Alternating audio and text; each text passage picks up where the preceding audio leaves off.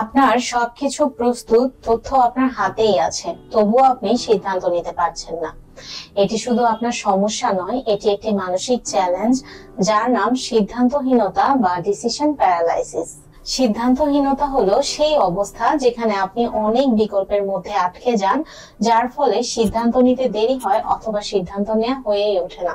উদাহরণস্বরূপ, নতুন চাকরিতে যাব নাকি পুরনো চাকরিতেই থেকে যাব, একটি প্রজেক্ট শুরু করব নাকি এর জন্য আরো প্রস্তুতি নিয়ে শুরু করব। তাহলে চলুন আমরা জেনে নেই আমাদের মধ্যে এই সিদ্ধান্তহীনতা কেন ঘটে।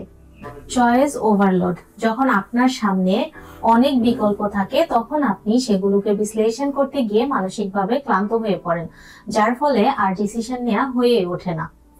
Fear of making mistakes. আমাদের অনেক সময় ডিসিশন নেয়ার পরবর্তী ফলাফলটা কেমন হবে, সেটা ভালো হবে নাকি ফলপ্রসূ হবে না, সেটার উপরও অনেক সময় ভয় তৈরি হয়, যার ফলে সিদ্ধান্ত নেওয়া হয়ে ওঠে না। পারফেকশনিজম।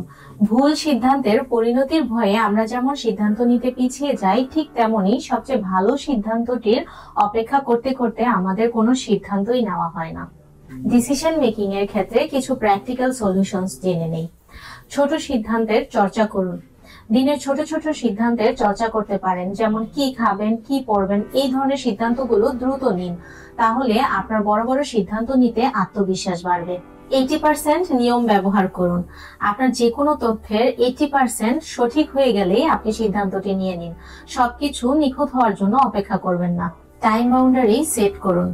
আপনার নিজের জন্য সময়সীমা নির্দিষ্ট করুন, যেমন আগামী 1 ঘন্টার মধ্যেই আপনি সিদ্ধান্ত নেবেন। সম্ভাব্য ফলাফল ভিজুয়ালাইজ করুন। প্রতিটি সিদ্ধান্তের জন্য প্রোস এন্ড কনস অ্যানালাইসিস করুন।